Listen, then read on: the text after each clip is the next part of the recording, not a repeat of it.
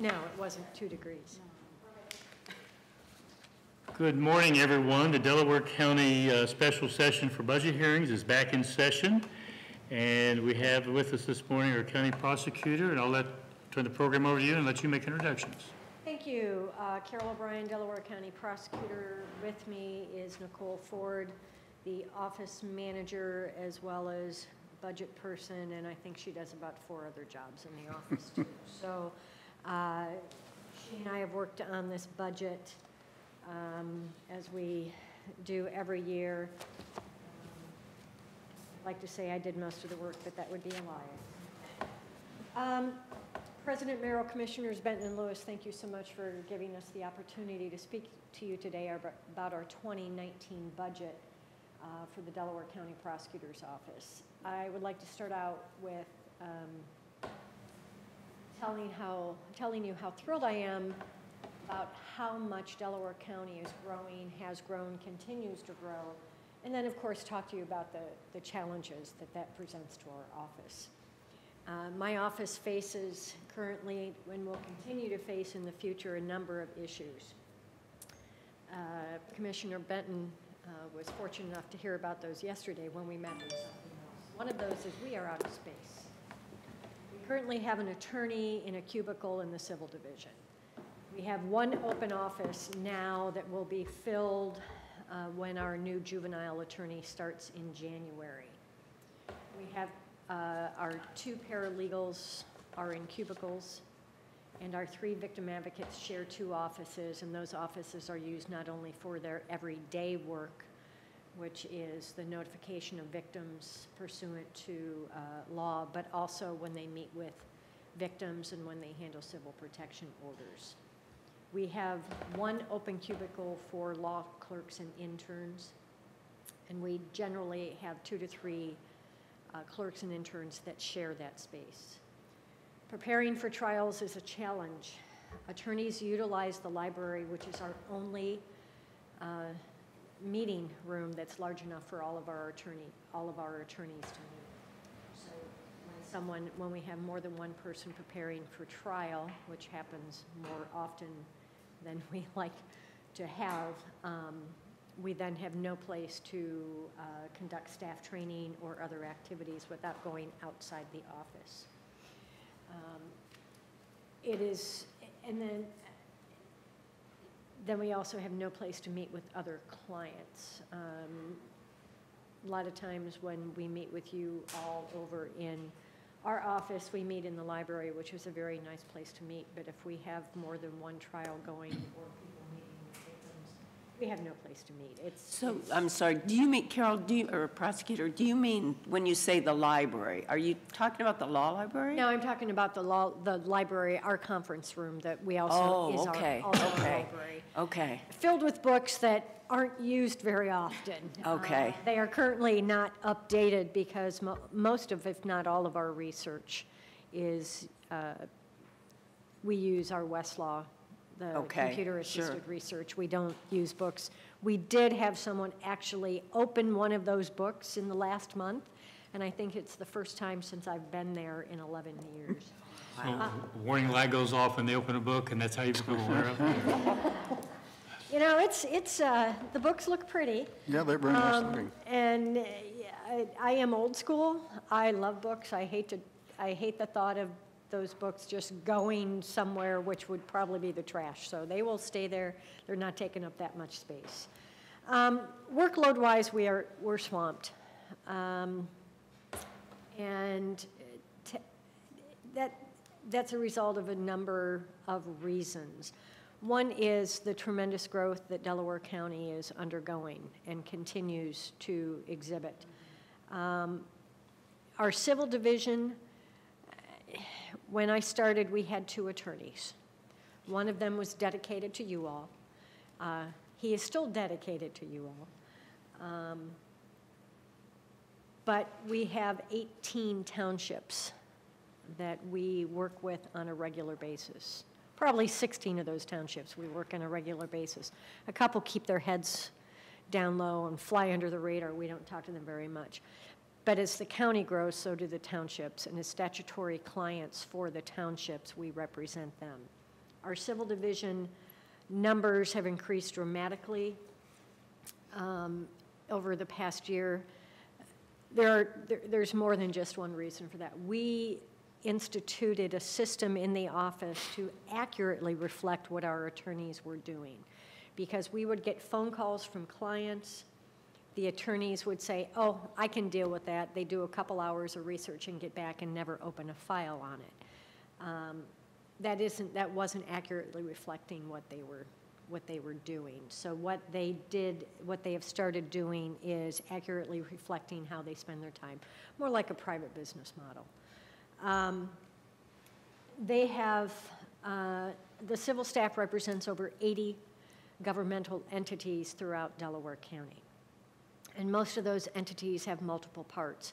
For example, it's not just the commissioners. We also represent your HR department. We also represent the organizations that fall under you. In townships, we have not only the township trustees, we also have the boards of zoning appeals, we have the zoning officer, we have the fiscal officer, so you have any number of those entities, so that 80 is a bit deceptive. In the criminal section, our criminal numbers, our indictments are remaining steady from last year. Part of that is because of a turnover that we've had where we lost a couple weeks of productive grand jury time. And I'll talk a little bit about more of that, but I wanted to bring up a part that we talked a little bit about last year. One is Marcy's Law, and the other is the influx of body-worn cameras with our law enforcement. In Delaware County, almost every law enforcement agency is utilizing body-worn cameras. In fact, Sunbury, who you would not think would be one of the progressive law enforcement agencies, actually started that trend. Our deputies are now all equipped with body-worn cameras, and I think Delaware Police Department is the only agency that has not transitioned to wearing body-worn cameras. Why is that important? Because in the area of criminal law, as prosecutors, we have an obligation to turn over everything that may have any impact on our cases. And as many of you know, or all of you know, when law enforcement responds to an active crime scene, they don't go by themselves. So you have at least 2 body-worn cameras in each incident. Cameras are turned on when they start the report, and they continue on until such time as the event is deemed closed at that moment. That could be hours and hours. And there may be nothing on that body-worn camera, but as prosecutors, we have an obligation to view that to see what is going on, what has been said, is anything happening there. It is eating up gobs of time from prosecutors that could be utilized more effectively in other areas. So one of the areas where I'm asking for an increase in this budget is I am asking for funding for an intern, a non-law intern, to just sit and watch body-worn camera recordings, as well as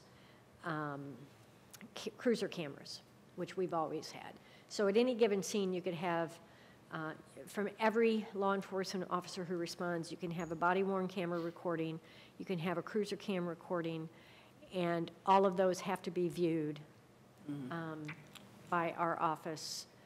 And with some legislation that's pending, it may get even more complicated because there are no privacy issues they are discussing.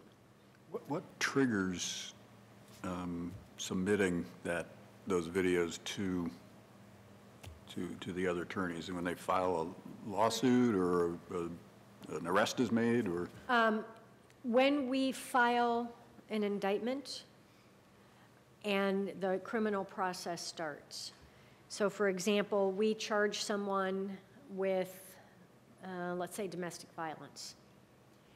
They have had 2 or 3 law enforcement agents respond to the scene, all with their body cameras going, with their cruiser cameras going.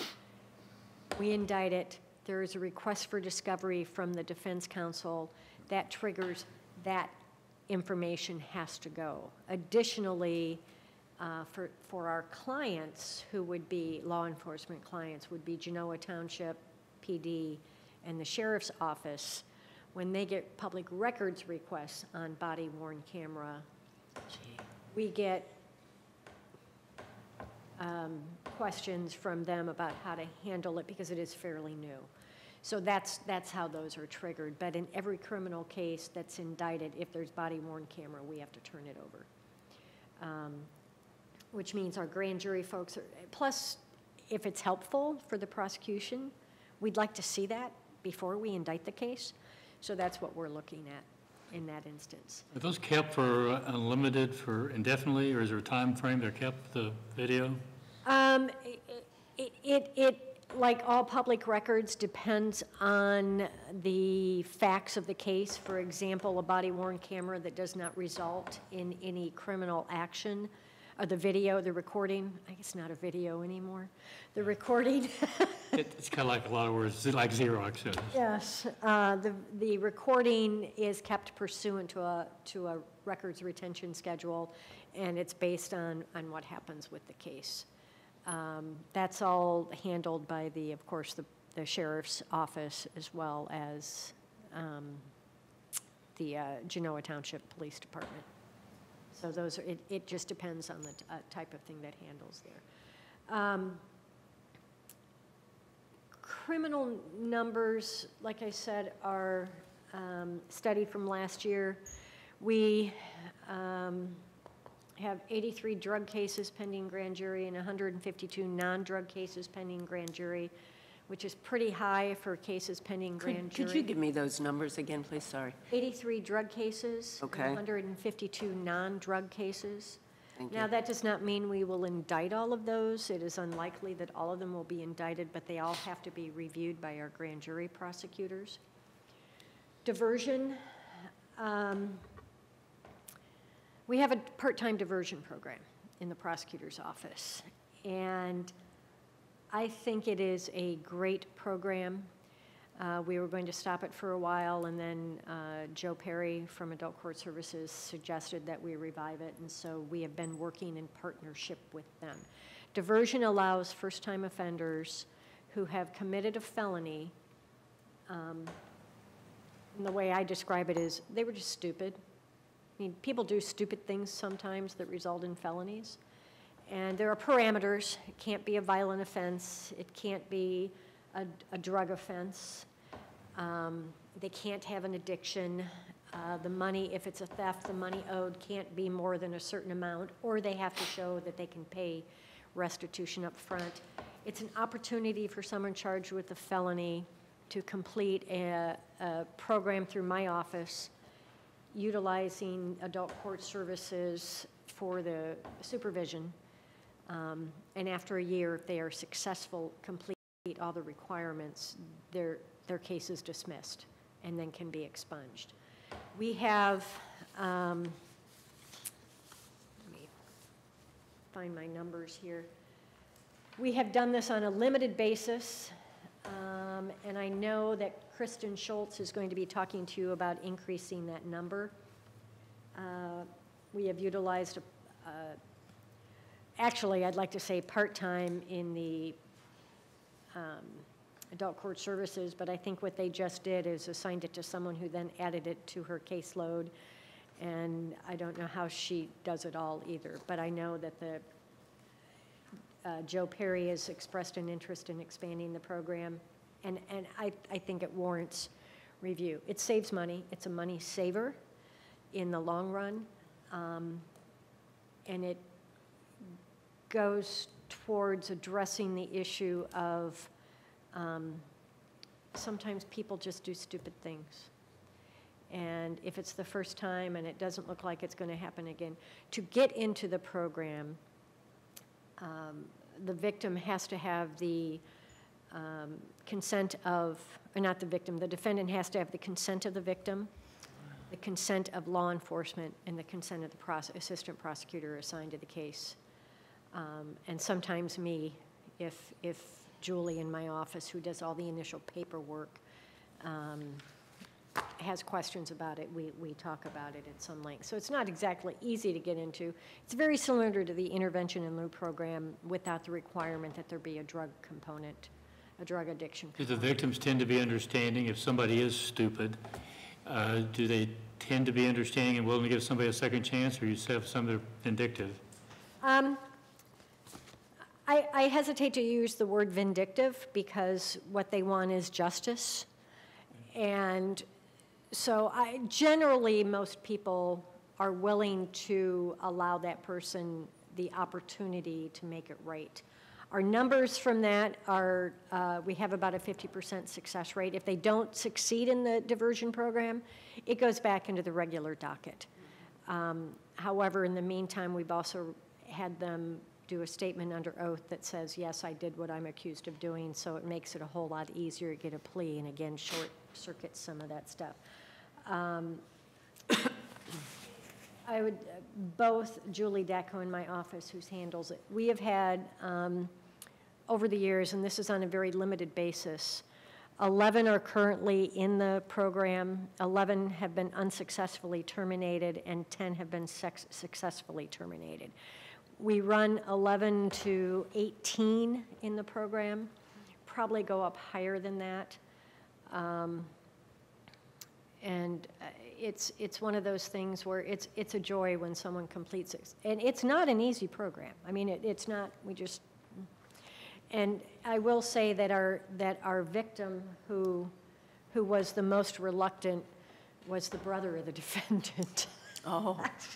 And so he said, no. He had, the younger brother had stolen his older brother's identification to get into bars down in Athens. And so he always gets away with everything. And I'm thinking, family dynamics here. But we were able to explain, and actually the young man did fine. We hate to see people throw away their lives over something stupid. Trials, we have 128 cases pending trials with another 30 indicted but not arraigned, so no trial dates. We have about 158 active cases in the court. We are now down to 4 felony trial staff, as many of you may have noticed that our drug prosecutor has resigned to move on to a new position with the state. Appeals, we have 71 appeals for this year to date. Probation violations, we couldn't get that number from probation because they don't keep track. Probation violations require a motion to be filed. They require a hearing, at least 1, if not 2 to 3 hearings, and they happen every week. Was there a question? I think. No, just, gosh. Yes. Oh. Yes. And with the way the new laws are written, we can't just stop the bleeding in that area because we're not allowed to the judges are not allowed to put them in prison unless it's a criminal violation and not just a technical violation. So that has caused us to have more probation violations hearing. Slated is a new factor that's arisen. The municipal court prosecutors used to handle felony slateds, the initial appearance down in Muni Court. When we arrest someone, their first appearance on a felony, their first appearance is in municipal court. It's called being slated, and they're given a bond. And in the past, the municipal court prosecutors handled that. We have received pushback on that from the municipal court judges as well as the prosecutor, and as a result, we now handle slated in Muni Court on a daily basis. We are exploring options to deal with that, but for right now, that's eating up about 1 to 3 hours, 3 days a week in the morning, which impacts our ability to prepare for grand jury. Do you want to start the slideshow? This is more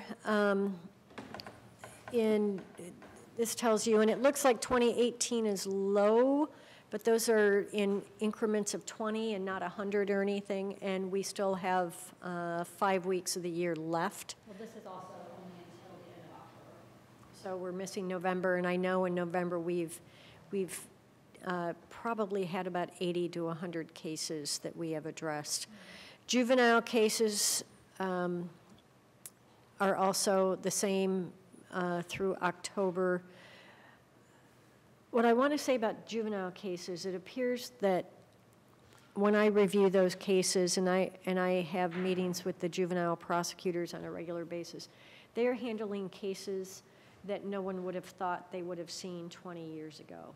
We have family members raping family members. We have, and these are the criminal cases. We have all kinds of cases that just did not exist in juvenile court 20 years, or if they did, they were very rare. They are more akin to what we handle at the felony level. Gone are the days when you can say, oh, juveniles don't do that, because I swear to you that juveniles are doing everything that their adult counterparts are doing. And it's very, very challenging for both our prosecutors and our courts. We had most recently, not most recently, but a case that sort of encapsulates that. We had a 14-year-old brother who was charged with and was adjudicated delinquent, because they're not convicted. Adjudicated delinquent of raping his 2 siblings, because it happens. Civil cases, you can see, have risen. Now those are at 500 intervals, has risen dramatically. Again, both based on the numbers being reported more accurately, as well as they do a lot of work. Honestly, I could probably use another 2 attorneys back there, and they'd still all be working 50 to 60 hours a week. I hope you all realize the gems you have in both Eric Hostetler as well as Chris Betts. Chris Betts is in that office every day between 6:30 and 7 in the morning, goes home for an hour at lunch, and then is at the office until 6 or 7 every night until he goes to his stepdaughter, unless he's going to his stepdaughter's volleyball games. But hard workers down out there who really care about Delaware County. Victims, this is the number of victims that our victim advocates deal with. We have 2 victim advocates. They're dealing with almost 2,000 victims in 2017, and I'm pretty sure we're close to that number, if not more, this year. Marcy's Law has imposed on them, I really can't say a whole lot more than what they were doing before, because when Kathy Harper Lee called me and said, I want you to get behind this issue last year, I said, but we do this. There's no need for, she goes, I know you guys do it, but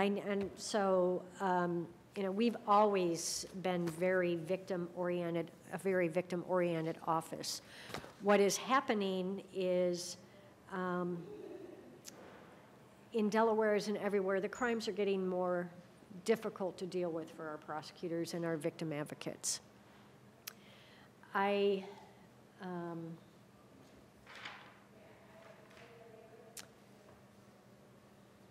What we have seen in the last year, well, let's go ahead. We'll go through this slideshow and I'll talk about attorney time over. Yeah, go ahead. Our office does a considerable amount of outreach, and while you would think this would not be something a prosecutor's office should be concerned with, this is not about re-electing Carol. This is about being out in the public so that the public knows they have some place to go when they become victims of crime, or if they know someone else is. It is part of, I think it was the Attorney General and the governor's push to integrate into the community so people are comfortable and want to come forward. Our victim advocates go out and talk about teen dating violence, sexual assault services. We do a substantial amount of work for Victims' Right Week. We have conducted Marcy's Law training, and it's the royal we, by the way. I'll tell you when I do something, but for the most part, it's the royal week. They conduct community domestic violence training and juvenile child protection classes. Next. No, that's me. I do most of the speaking in the schools. Kyle and I do most of the speaking in the schools. We've had Kate Munger, our juvenile prosecutor, go out. I speak to kids who are as young as 3rd grade and all the way up to high school. And I love doing that. It's so amazing to see how engaged these children and young adults are. I did have my first question from a Buckeye Valley, now Big Walnut middle schooler. That was difficult for me to answer. You know, I was talking about everything I do, and they go, "Have you ever cried in court?" You know, like in baseball, prosecutors don't cry. Not crying. The real answer is yes, because the cases are difficult. I was impressed with their questions about what cases we handle. We have spoken in every school district in Delaware County, and I have expanded into Franklin County. The Olentangy schools, we have basically set up with the teachers. We go in once a semester and talk to sophomore, juniors, and seniors. And then next week I'm doing a college survival course. That always gets the kids interested. Next. Walk a Mile, you all know about that. It has expanded tremendously, and I think it truly makes a difference in the community. That, along with the domestic violence shelter that is opening in 2 weeks, will be, I believe the phrase is heat ready in 2 weeks, I think has made a difference in letting people know that there's some place they can go when they are the victim of sexualized violence in any type of relationship. Touch a Truck. These are at the, generally our fire departments throughout the county, where they are doing the same kind of outreach to the community, and we have a presence there because it's a great place to get the little ones early and to engage them and to let them know that the prosecutors are not mean people, and if you come to our office, we're nice and you might like us.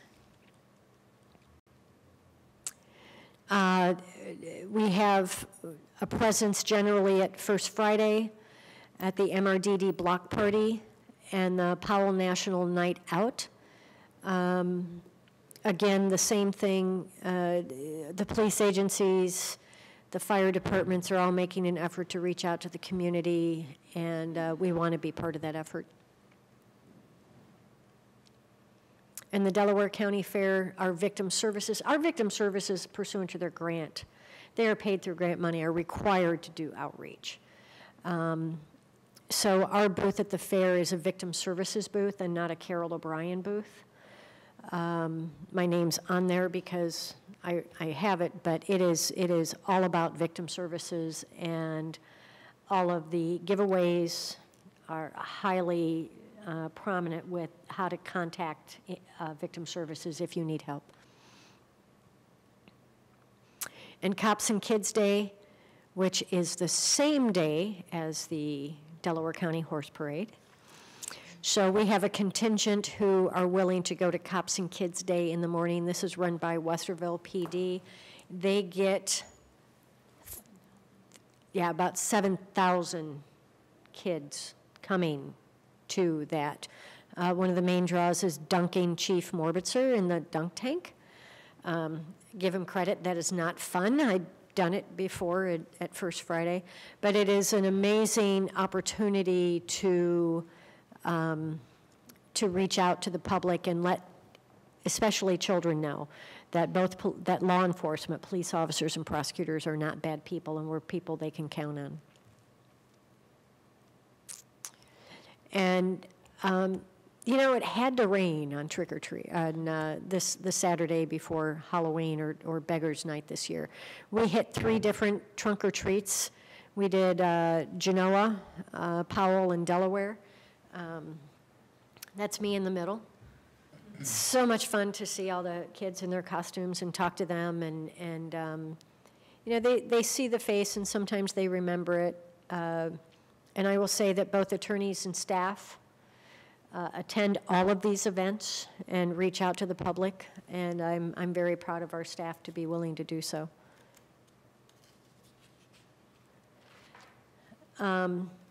We hit a number of seniors events. I talked to seniors about scams and what they can do. I will tell you, we have some of the most educated seniors on scams. I'll say, so how many of you done blah, blah, blah? And they go, oh, I have. And okay, you're better than I am. But again, Westerville is the leader in this. They have a huge event for seniors. And then I go to Willowbrook. It's called Westerville Serving Our Seniors, and I go to a number of groups during the course of the year.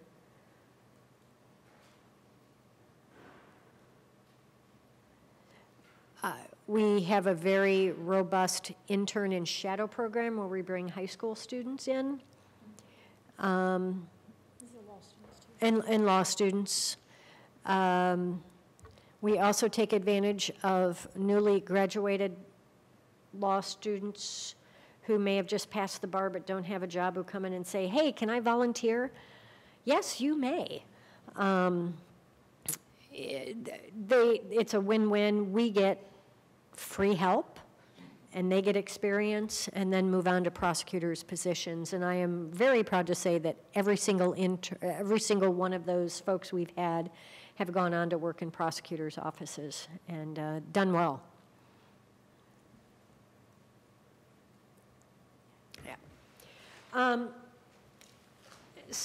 We have had a shocking amount of turnover this year. I can't even blame it on the money. I'd like to. What I can point to is most of the attorneys who have left have been at that stage in their career when they have to make the decision, is this what I want to do for the rest of my life, or am I going to go on to something else? And why they ask that question, is this what I'm going to do, is because most of the folks who left cited their families as the reason they left. Not money necessarily, though most of them received a raise. Not a significant raise. This was, when I asked one of the attorneys specifically, I said, is this about money? He said, no. He goes, what's happening is the cases I'm handling are having such an impact on me that it's impacting my ability to be a good father. I go home and I find it hard to deal with what I've dealt with during the day and then parent. And I just can't, that's not fair to my kids. So how do you respond to that? You say, I get it. It takes a special person to be a prosecutor and stick with it. At about the 7-8 year mark is when we start seeing people leave, and that's about when we left. We have had 4 attorneys transition to the Attorney General's office where they are not dealing with victims. 1 to the City of Delaware, 1 to a state agency, and 1 attorney just resigned.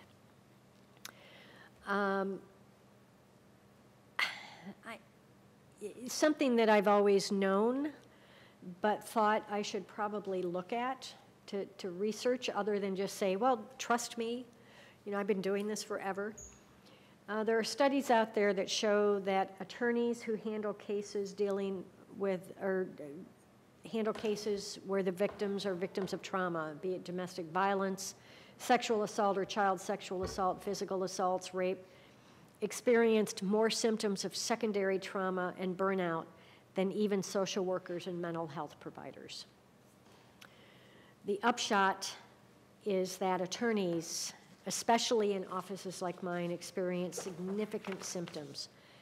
On a regular basis, we try to provide training as an outlet. Okay, we're going to send you to training to try to deal with this. My drug prosecutor left. His reason was more money, easier job, not as many cases. But I have had so many people in my office apply for that job because they don't want to deal with victims anymore. So that's something that I have to deal with internally. To be a prosecutor, you have to have a passion. Some of the challenges we are meeting is we are continuing to trend towards paperless. We have, with the clerk of court, instituting paperless filing. That has been a tremendous help. We are still working with IT to get things done on our end. We have our case management system challenges, both civil and criminal, and we're still working with IT to resolve these challenges. But IT is as swamped as every other good agency in Delaware County. So all of that is still a work in progress. I have, with Nicole, gone through and tried to come up with a budget that we thought was adequate for the office to run efficiently. I don't believe I waste money. I try very hard not to waste money. I try to give money back whenever I can. We did, out of the furtherance of justice, we will not be giving back as much this year. We had some expenditures that we had to buy new chairs for the conference room. Ours were falling apart. You would sit in them and sink to the very bottom, and they were in bad shape. They'd been there since the building opened. So we did that. We had some other expenditures of office equipment that needed to be made. I'm trying to, in terms of our actual numbers, I know we have asked for an overall increase of 9%. We kept our attorneys, for the most part, except for the new attorneys who at 6 months get a bump because we start them at a probationary salary and then bump them up, kept them at 3%. We did not do that. This year I looked at what our staff was making and tried to look throughout the county to find comparables. Some of the, that is where most of my requests are coming from, are for staff that frankly, if I lost them, I would be taking this pen and stabbing myself in the eye with a sharp object because they are invaluable to the running of that office. I don't know if any of you have had that experience where a staff member leaves and you try to help. I just tried to copy one time and I totally screwed that up. So I promised them I would never do that again. But that's what we're looking at in terms of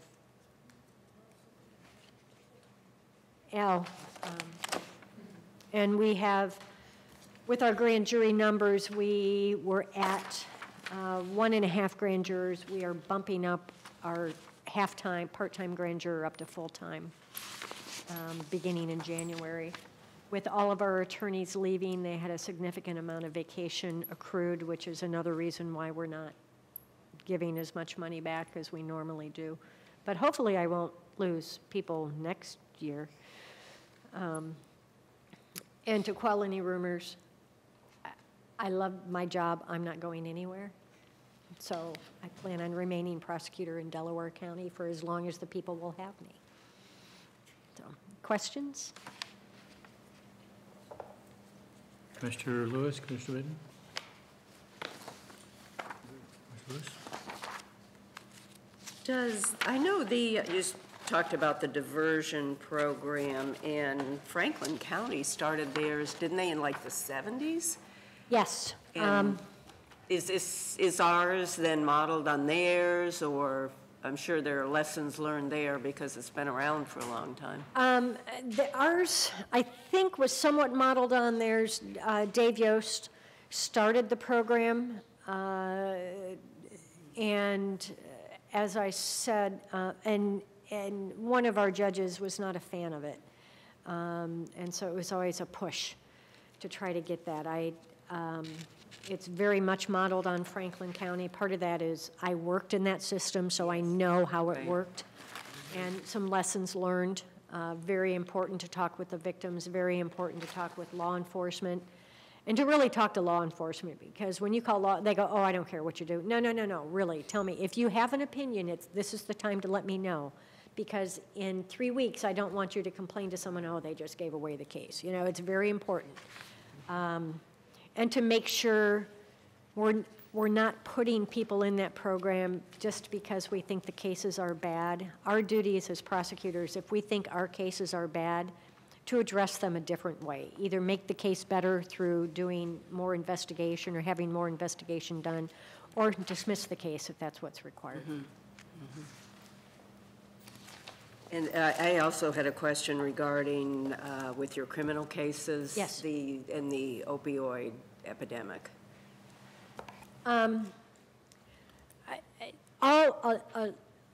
lot of our cases, regardless of what kind of case they are, from juvenile cases to the felonies, including domestic violence, some of the sexual assaults, the physical assaults on children.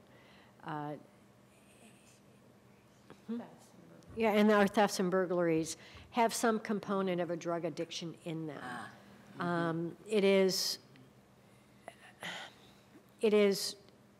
hard to get people to understand. When I go around and talk to high schoolers, I say, so how many of you think our prison is full of people who just had marijuana? And they go, oh! And I go, well, let me tell you how many there are and tell you what's really happening with that. And so it's an educational experience. We are talking about, it's not necessarily the opioid that they used, it's the opioid that drove them to break into someone's home to steal drugs, or to break into someone's home to steal property. Or the case I had, the child abuse case I had, the felonious assault, where the young man, when he went to the hospital, he was called a corpse with a beating heart, where his stepfather indicated, well, I was just dope sick, I was pill sick, and he irritated me, so I kicked him in the stomach. That's what we're seeing from the drug. I mean, we have a lot of drug cases, and frankly, if we can get someone who has a low-level drug case into treatment, maybe we won't see them committing the burglaries, we won't see them committing the assaults, we won't see them committing the sexual assaults. Okay. You have been very, very frugal in your requests, I know, in the past, and so I do have great confidence in your numbers. Thank you. So I have specific questions on that. Mr. Midden? It looks, if I'm reading through the material correctly, it looks like you're adding one full-time attorney and then elevating one part-time to full-time. Yes. That's the proposal.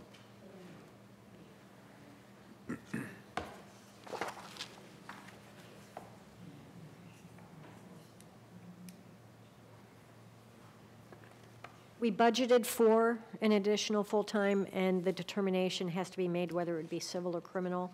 And it will not happen January 1st, because the hiring process takes way too long for my liking. The juvenile position has been filled. We made an offer. She'll start January 2nd. It's an attorney with some experience. We're very excited. Usually people who want to do juvenile are only doing juvenile because they have no experience. And then the part-time grand jury person to full-time, who, by the way, I would probably be remiss if I didn't add, she's probably working full-time already, but just doesn't put in for her hours. So. One other area that I had a question about was the delinquent tax prosecutor position and activity. From everything we're seeing on the property tax side, delinquency rolls are down. Right. We've got like the lowest in the state. Yes. Treasurer Peterson's doing a really nice job of managing those numbers down. So I guess that kind of begs the question, why would you want to add staff there? And then kind of related to that, it looks like your revenue is going down.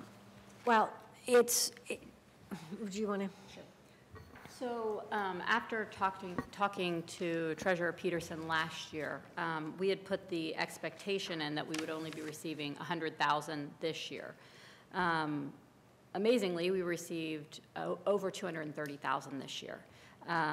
So I did speak with him again and ask what his expectation of 2019 would be, and he said that 150 would be a good number, could be slightly up, slightly down.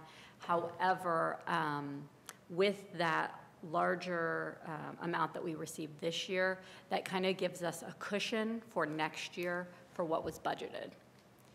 What happened this year that would cause it to increase so much? Do you have any idea? He really didn't have much insight as far as maybe people were, because of the employment field, people were getting jobs, so they were able to pay back more than what was expected.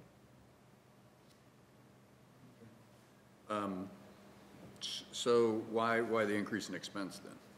It seems to me like that. Yeah. Well, no, in the delinquent tax. You mean as far as going from what we budgeted last year? Yeah. But the reason, well, as far as the delinquent taxes, we pay for a portion of our attorneys from these tax funds that we're bringing in. So because we received more this year, that's just going to be a cash balance that carries over. So I'm able to pay our civil attorneys more from this fund than our general fund.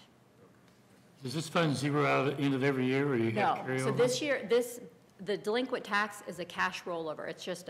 It's the money that we get from foreclosures. So it's not funds that are given by the commissioners. So I'm just able to allocate more funds. What's the balance? I'm sorry? What's the balance now?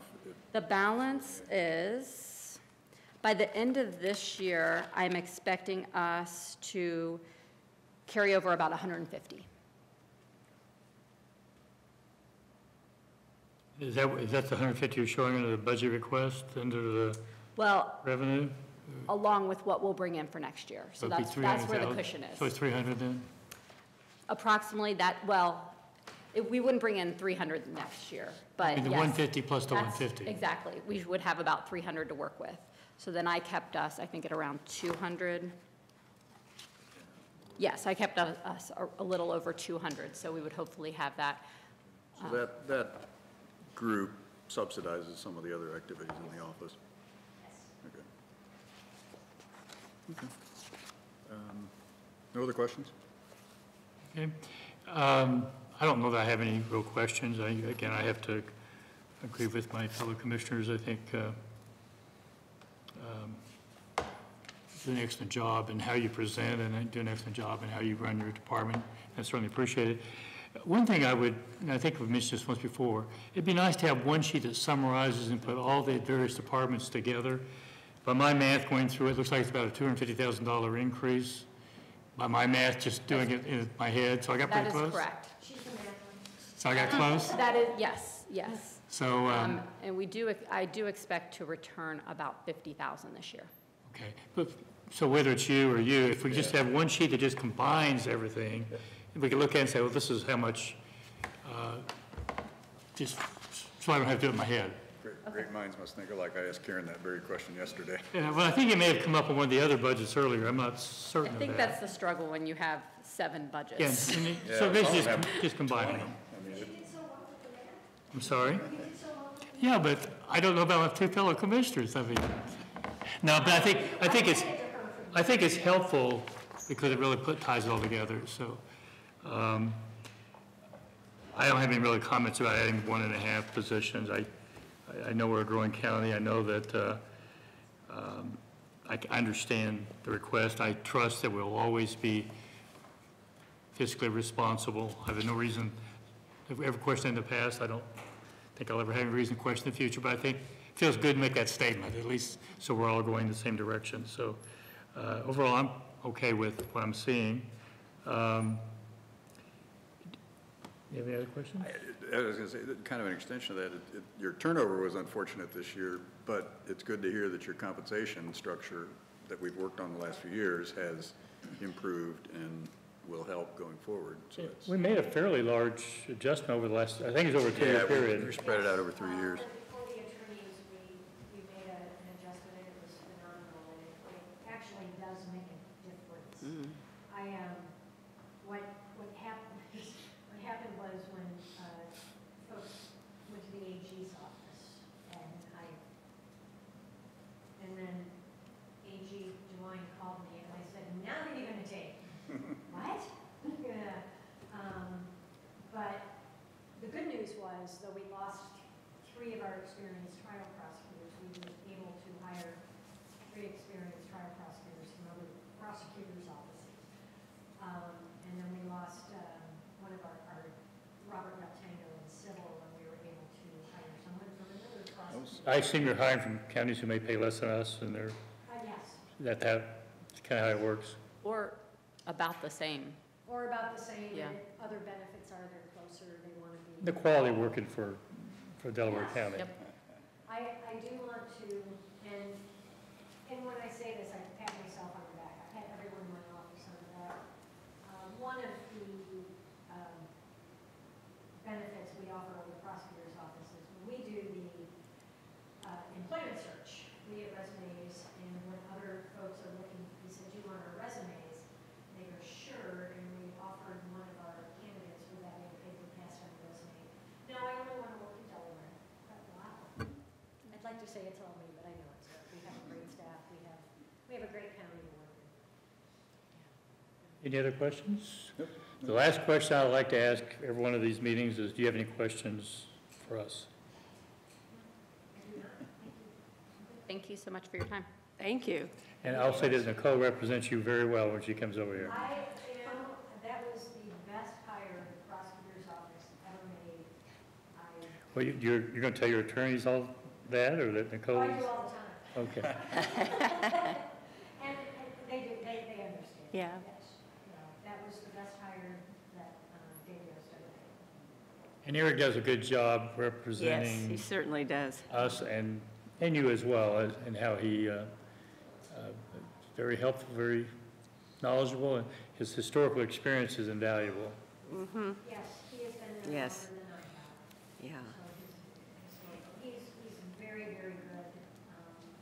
He has probably the best demeanor to work with 3 commissioners of any of the attorneys in the office, and probably a much better one than I do. So, no, he does a nice job. I'm very fortunate. My civil division is probably one of the best in the state. Yeah. Okay. I have no other questions. So we are in recess, and are they here? Okay, then we will have recess. Thank you very much. Appreciate it. Good.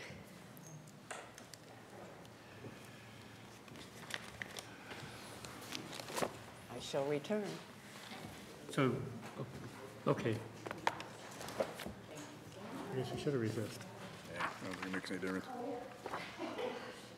Just in case. It's almost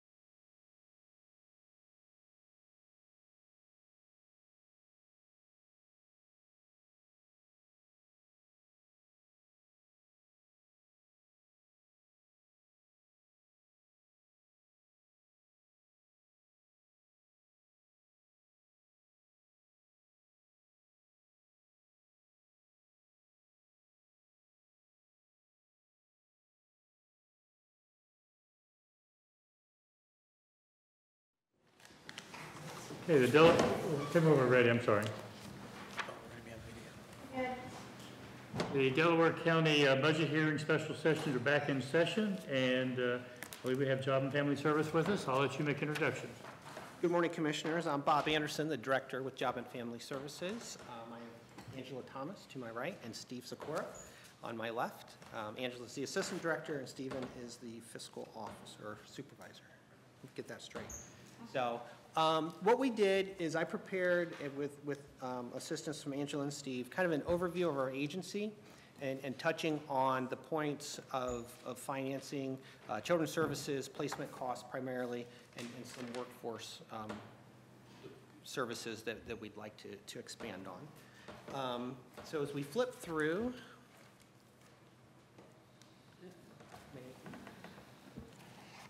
there it is. The first slide just kind of shows our table of organization. And what we're doing this year, when I arrived, we had 78 positions listed on the table of org, a lot of vacancies. Looking at reducing that down to 70 employees and reducing staff primarily in the income maintenance line or division and children's services division. Speaking with the two assistant directors, it was determined that we did not need to fill all those vacancies at this time. So I just wanted to take them off the table of org to be more realistic. One thing that I will be asking for through the presentation, in workforce development, I know in the past there had been some people laid off and those things because of workload. I will be asking to either recall or replace 2 of those employees because of workload and some of the programs that we are operating. And I will get to that later in the presentation. 2 of the positions also were in administration. We did have our performance analyst who had left the agency prior to my arrival. We will not be replacing that position, and we did have an IM supervisor that was under my direction who retired in October, and I'm not looking at filling that position either. And I'm not going to read these to you. This is just kind of going division to division in the responsibilities of the fiscal department, and that's overseen by Angela and Stephen. And looking at, basically where they're doing all the fiscal operations, the monitoring of budget allocations, contracts, the grant management, they process payroll. We also do the technology within that division of the agency, coordinating with the state on the various systems and the equipment they give, as well as the county IT department as needed. What fiscal oversees, you'll see kind of a breakdown of our divisions. Public assistance, that's kind of our income maintenance, primarily the Medicaid. But you'll see the funding sources.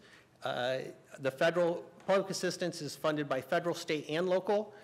As we go across, the Workforce Innovation Opportunity Act, WIOA, is 100% federal. And then the Children's Services is a combination of federal, state, local. And I'll show more detail on that as we go through. And then the bottom row there shows the public assistance is basically operating and direct customer services. The WIOA will be direct customer services, and Children's Services, primarily placement and direct customer services as well. I was going to start with protective services and their responsibilities. They investigate allegations of child abuse and neglect, working with the families to ensure safety of children. We have a strong collaboration with the courts, law enforcement. We do the foster care, adoption, and recruitment. We also license and subsidize child care services, and we do the APS, or the Adult Protective Services, all within that division. So when we look at the funding for children's services, you'll see a primary funding source is going to be the local. This has been a push by our associations for years that the state of Ohio is 50th in the nation in funding by the state for children's services or protective services. What they say is even if they doubled the allocations that they gave to counties, we would still remain 50th in the state. So they're constantly working with legislature. I know the governor-elect has stated that that is something that he is looking at providing additional funding for, and I hope that he's successful in doing that. So 60%, I'm sorry? Bob, so the state only funds $73,000? That actually got cut off on mine. I mean, it's 73 something, looks like. Yeah, but the way we're using the funding, and part of this, when we look at the totals, some of this money is not reflected here because we do what we call a shared expense transfer from the children's services and back into our public assistance. So that's for the operating, so salaries and benefits and the operating costs for children's services are actually paid out of our public assistance fund. So there is some other funding from the state that's going to show up in the other fund. Okay. Now, the 642,000 local, I see the county is about 2.4 million. So this is 642 of that 2.4? Right, yes, and there's $915,000 not accounted because it's basically transferred into PA. So this is just what's being used within the Children's Services Fund. So since we have various funds, some of it's kind of placed in Children's Services, and then the operating is going to be placed over in the Public Assistance Fund. You'll also know this is also 2017. Okay. But, That's before we noticed the increase in placement costs. So this is last year. okay. And I think we've got one that shows through September. Do we have one? Yes. Okay. That's Okay. coming up, yeah. Very well. So I was just trying to show that on this kind of slide that the majority of the funding is coming from local on Children's Service Protective Services. And that's true throughout the state? Yes, yes. Now, this is kind of a confusing, but this is going back to 2013, just to show our fund balance. The blue bars show county revenue that was received within the fund. The orange is actually the fund balance, and the green line is our expenditures.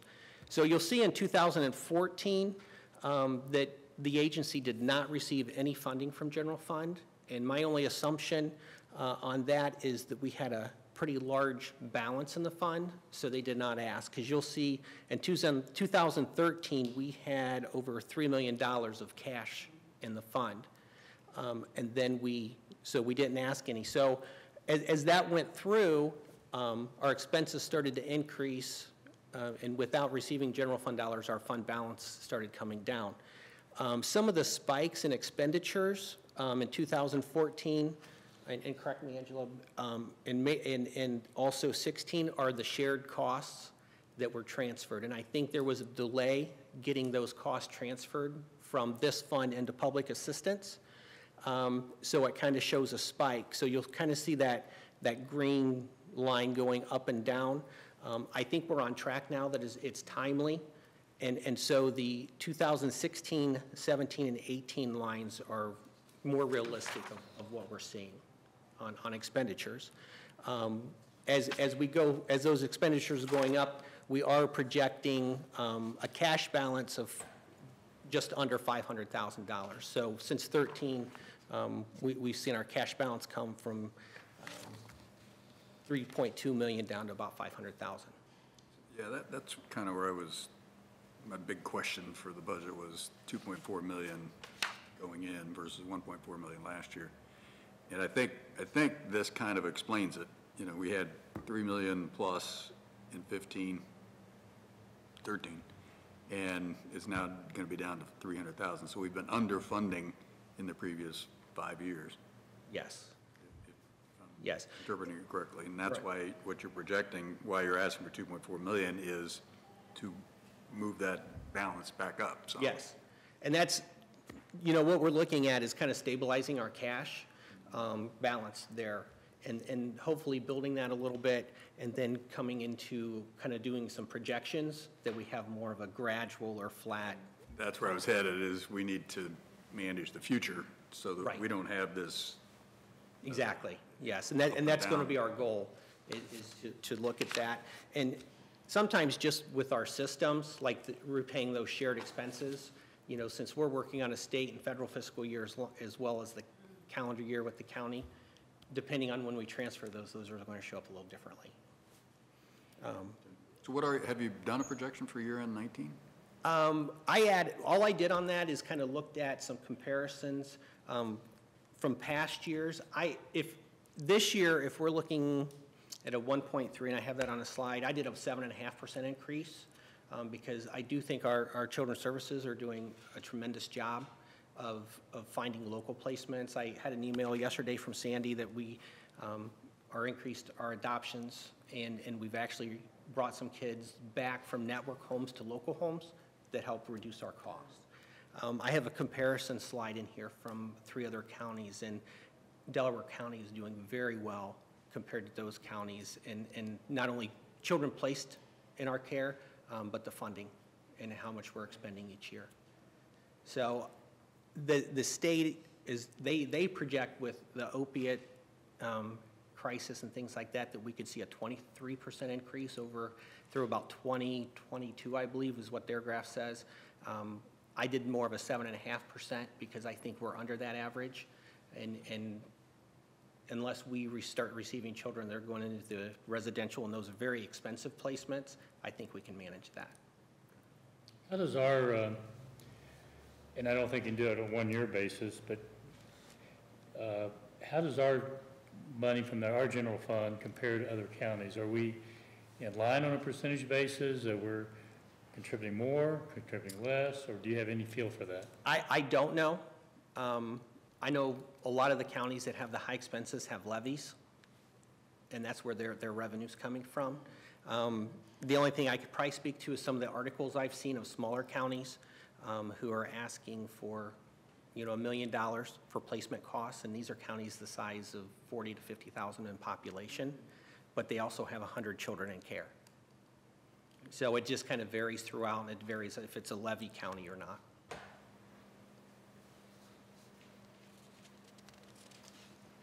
This one here just kind of shows our placement, and this is where I was referring. You'll see from 2015 and then projecting into 19.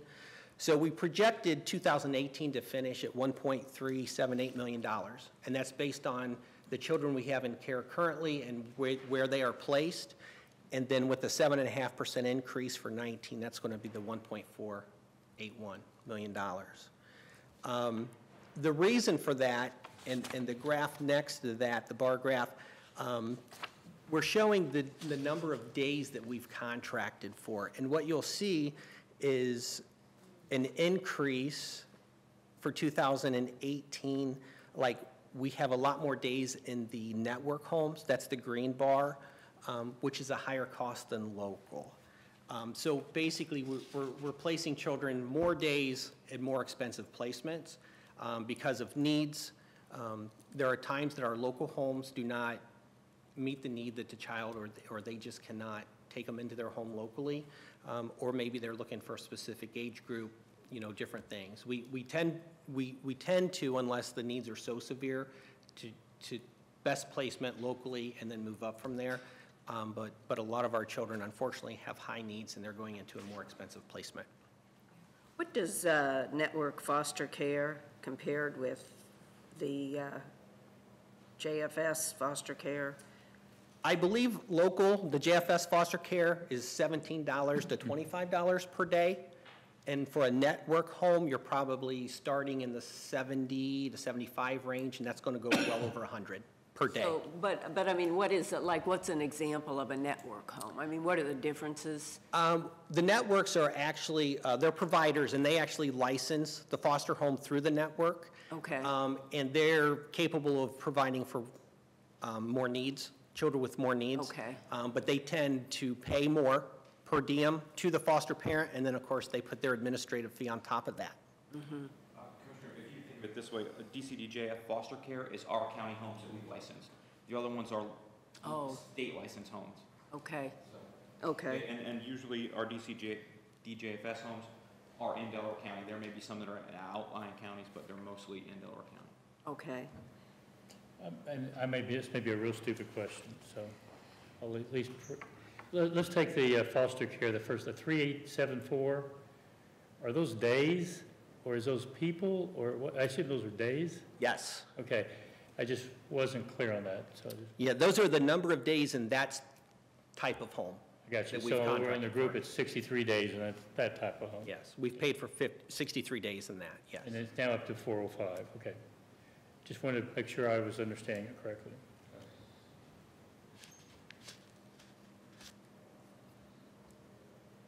Okay, so this one, this is just showing the work that we received, and I won't spend a lot of time unless there's questions, but this is just showing, the blue line is the number of phone calls and referrals we get. So anyone from a mandated reporter or someone that suspects a child of abuse, is being abused, neglected, or is dependent, they will contact our office. Of course, they go through the sheriff's department if it's off hours and things. So in 2016, we had 1,588 calls come in. This year, through October, we're up to 2,466. So we're receiving more referrals. We are not screening in more. We tend to get more calls. Schools seem to have picked up the number of referrals that they call in. And we look at, you know, does it meet our criteria of abuse, neglect, dependency? And then we move from there. The agency has also done a really nice job of community services. When I spoke with Sandy, she said a lot of the parents in our community want to care for their child, so they're more apt to work without children coming into our care to get the services needed. So that's why you're seeing the referrals not only screened in, but the number of kids we're taking into care being lower than most counties.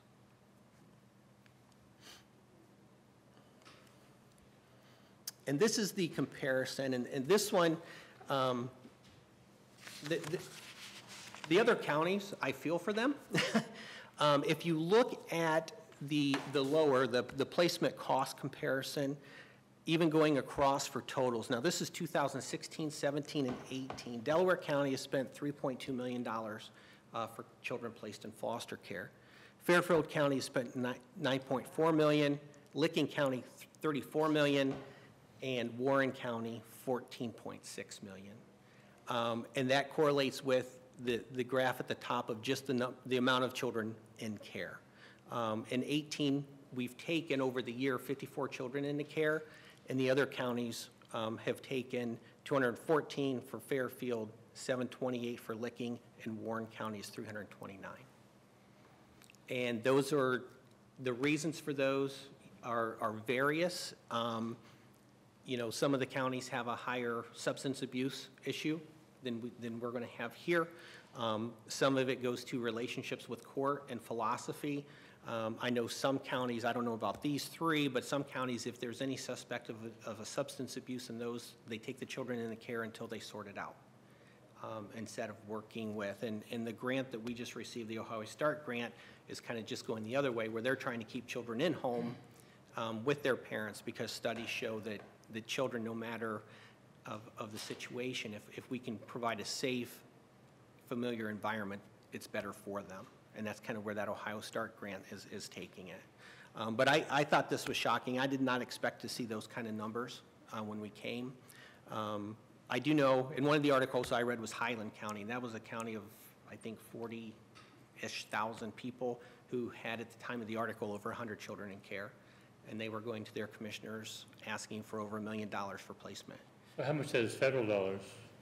Is that, It would, on that, I don't know, because it would kind of depend on how many of their children are 4E eligible and different eligibilities of the reimbursement, which is going to come into play on their demographics, their poverty rate, things like that. And honestly, I don't even know if I can get that. Licking County is really high. I mean, it Yes. stands out.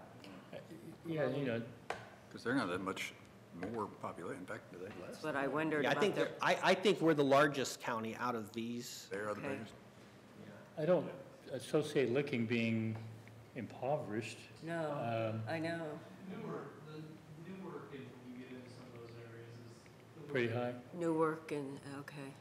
Yeah, and I actually asked Sandy about Licking, and she thought the opiate issue down there Okay. was driving a lot I've of seen this cost. figures with, yeah, on that too for Licking, they were high. Or I mean, comparative, that's just so comparatively. out of line with everybody else. Yeah, it is, yeah. Right. And I mean, I give credit to our staff for working, but also the community partners. I mean, I've been here for 3 months, and the cooperation between the various agencies is just amazing. I mean, I've never experienced it before, that they're working and they're trying to work with families together, sharing costs, getting people referred to the right place. And all that comes into play. And in a community where that does not happen, people are always fighting over who's going to pay. And a lot of times, the only people that suffer is the children and the family in those situations. You said you've been able to increase the number of placements for foster care in Delaware County? Yeah, that's, Sandy, actually, she just sent that yesterday, and I think over the last couple of weeks, I think you already said it was 4 children that were removed from like network homes and brought back to local homes. That's great. Which is great to keep the children in our community Yes. familiar. It helps our side because our employees who have to visit once a month aren't crisscrossing the state to do so. I know we go as far as Youngstown for a visit, and we're in Cincinnati, so we were making those trips. Uh-huh. as I'm needed. guessing the cost in foster care is less? Yes, yes. Just for comparison, the cost at the Cincinnati was $435 a day versus that child could be in our Delaware County home for $17 a day. Are there any programs we could do to encourage more foster parents, or is it just, it is what it is? I think it comes down to the per diem rates and also finding parents or local homes that are willing to deal with the more difficult needs. I actually talked with Deanna a little bit with Mental Health Services about, licensing local homes and what that would take, and we would have to research that. But part of it, some of our local homes are looking for adoptive placements, so they kind of have a specific criteria, or they're just not equipped. If a child has different needs or behavior needs and things like that, they're just not equipped to manage it. And that's when we have to go out of county. Okay, real quick, this is just our adult protective services. And you'll see that our referrals from 2016 to 17 jumped. These numbers for 18 are only they're through October as well, and we're already at 224 reports. And we've actually opened 45 cases there. In September, there was a new law that increased the number of mandated reporters, so we are seeing an increase in referrals to us. A lot of them now, banking institutions and financial institutions are reporters, so if they suspect anything, then they'll report it to us. A lot of the reports we're getting are not really someone being taken advantage of, but maybe identity theft and those kind of things, so we just refer those to law enforcement. But if there is a need, that we step in and assist, and for adult protective services, we're doing that. Okay, then we go into our public assistance or income maintenance and workforce, and you'll see the various activities there. The Supplemental Nutrition Assistance Program, or SNAP, that's what food stamps used to be. So it's the food stamps, Medicaid, How Works First, work activities, our PRC plan. The CCMEP is a program that started 3 years ago, 2 years ago? And that was something with Governor Kasich that he brought in. And it's just kind of a more intensive case management, helping youths 14 to 24 with training and retaining jobs and starting at a younger age to get them placed and have that skill set for workforce. We have the Ohio Means Jobs, which includes our resource room or our center, Ohio Means Jobs Center, our workforce programs, which is youth, adult, and dislocated, and we also investigate fraud reports. These are just snapshots again. The one on the left is from 2017, and you'll see kind of the flip on this, where 67% of our funding is coming from federal, 18 from state, and then the 15% is local. The one on the right is through September of 18, and you'll see the percentages are pretty much the same. And this goes back to the second slide that showed like the TANF funding and all those different fundings. Most of that's going to be federal funding. This is just kind of snapshots. These are averages, and this is just to show kind of the work that our employees do. This is the SNAP or food stamps. These numbers represent monthly averages. So in 2016, we averaged 5,718 people receiving food stamps, and the total benefits that were actually paid out was the 8.5 million. Through June, we could not access information past June of this year, but you'll see we're averaging 5,100 recipients with a payout right now averaging 3.7. Economy is going to have a lot to do with that, and the eligibility side.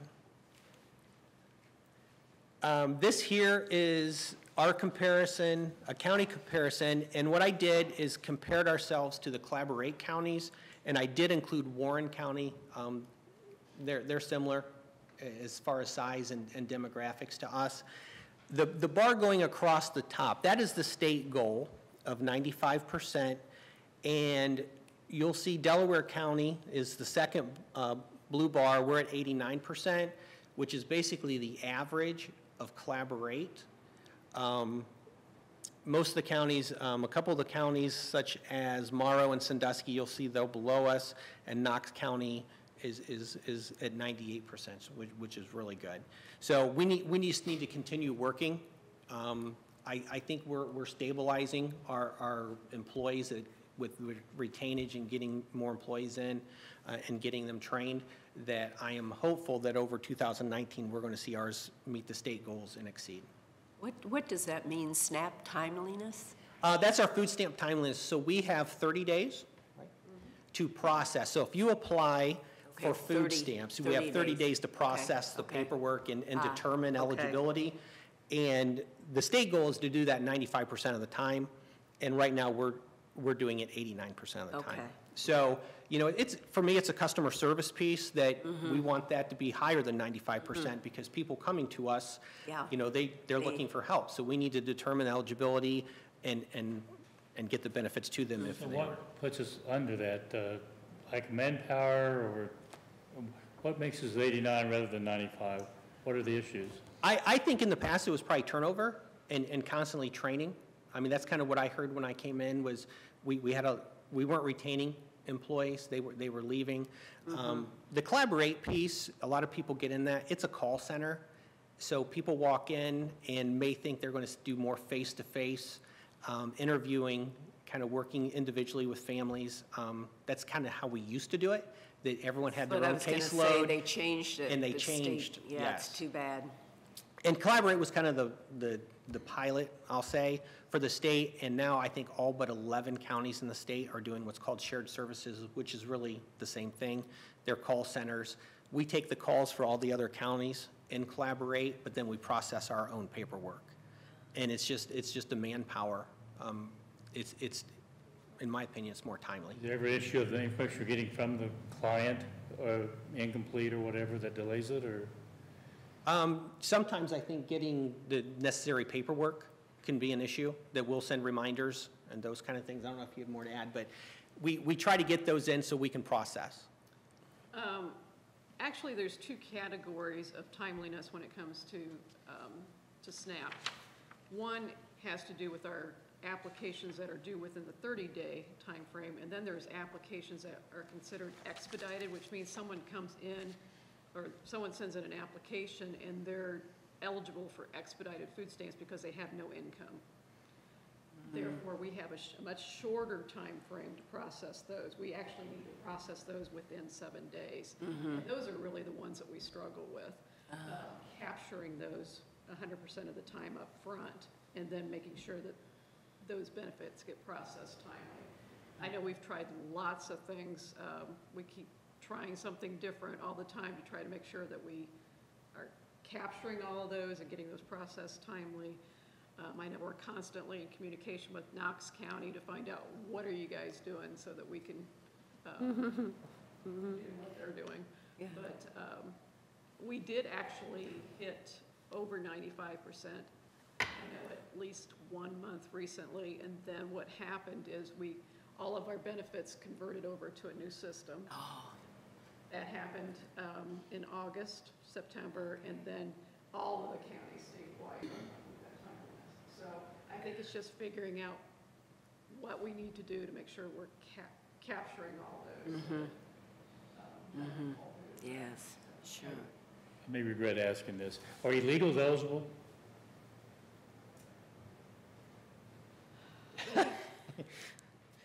I believe so, under certain, because that's been contention, I think, in the past. We can check to make sure, but I think in the past, in my previous life in Seneca County, I know that we had people that would come in that we would provide benefits for. But currently I don't know. Just curious. Because I believe there, like you said, there's some qualifying. We don't determine eligibility, so I don't know all of those rules So myself. if that's not a question you asked, then presumably it's not a criteria to determine where you get them or not. So if you're not aware of that, then it wouldn't be a criteria. And what I want to say, and I want to double check that, but I believe in the past, like if there's children, we will provide benefits for the children, even if the parent or adult does not have like a social security number and things like that. But I do want to verify that. Thank you. And I've seen, we've had cases where the same social security number is brought in and being shared. So I mean, you Okay, do have to sure. keep track of those, and maybe some fraud issues and things like that. But we will verify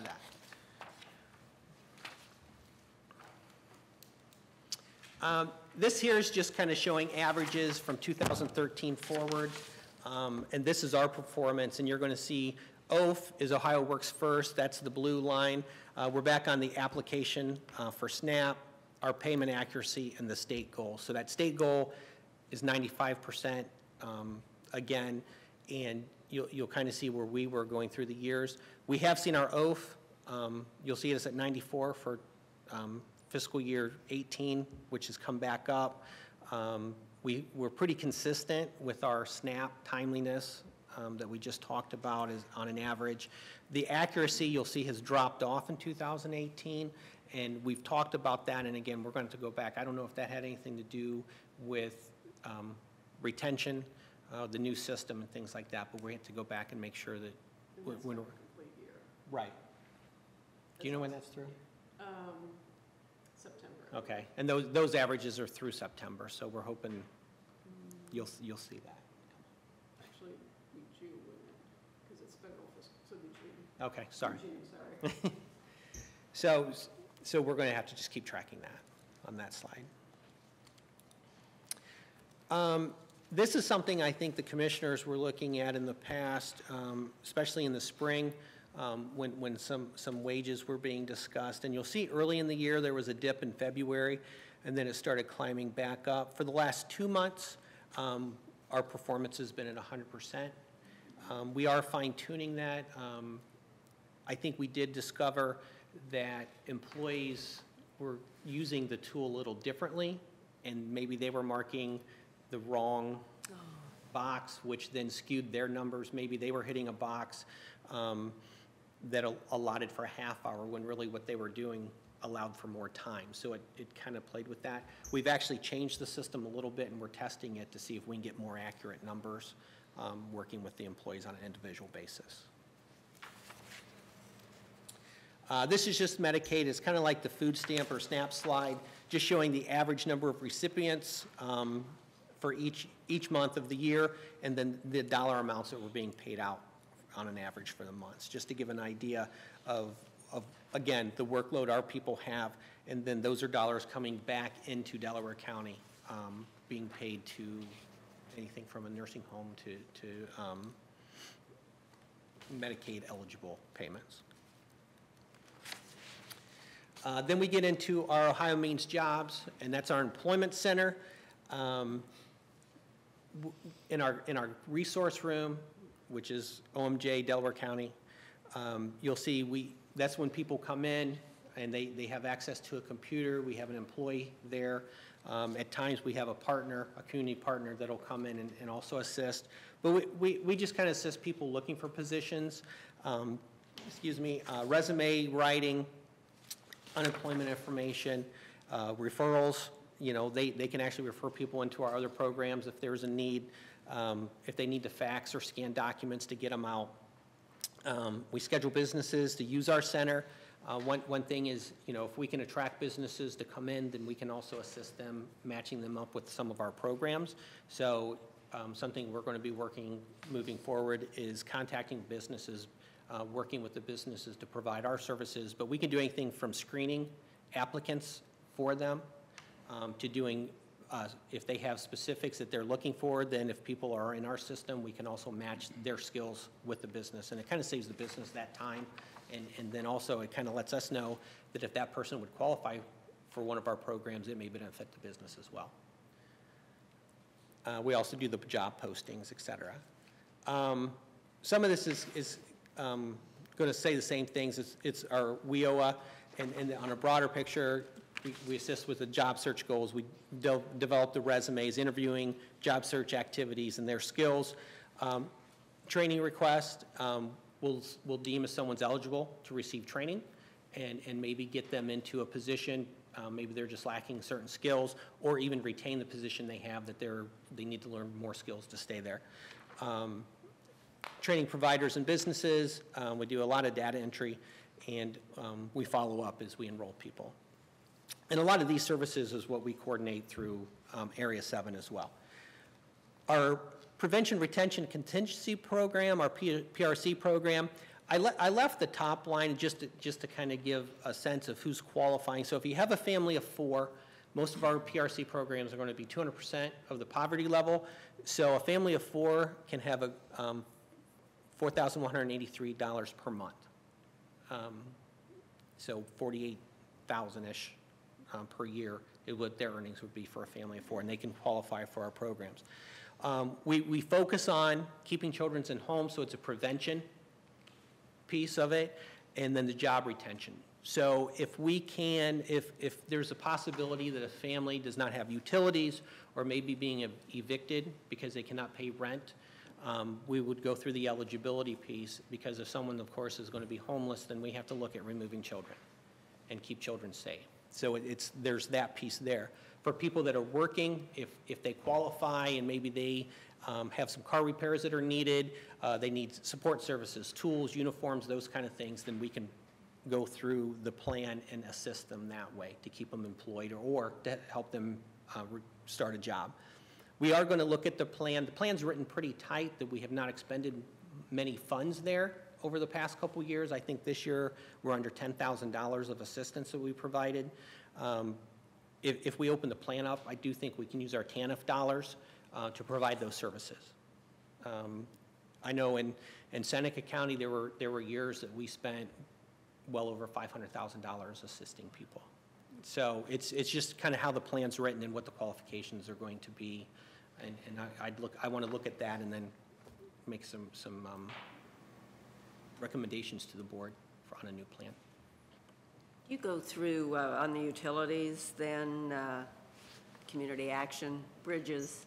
Yeah, a lot of times it'll be written in, like if there's HEAP money. Or, right, okay. that they have to do that first before they come to us. Okay, okay. These are just, and I won't go through each one of these, but this is the CCMEP. This is the kind of intensive casework that we're helping that 14 to 24 age group to receive skills. We actually have a contract, a youth contract, which is federal money with Marion Tech, that they supply someone who's just working with our youth, and then we will do the adult piece in-house.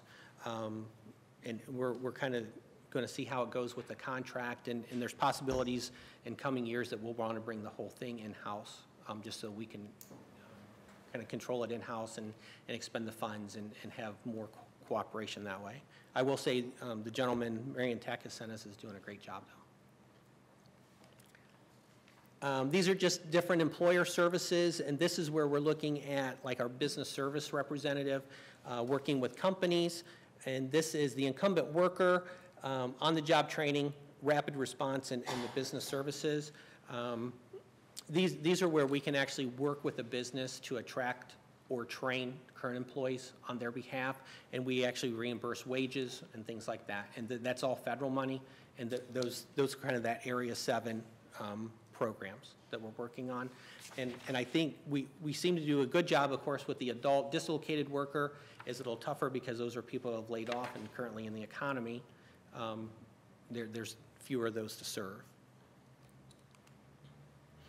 Then just employment training, again, on-the-job training. We do classroom training, and you see that's tuition books, fees. We can also train for certifications, welding, heavy equipment, truck driving, things like that, whatever the workforce in the community is looking for. And again, supportive services.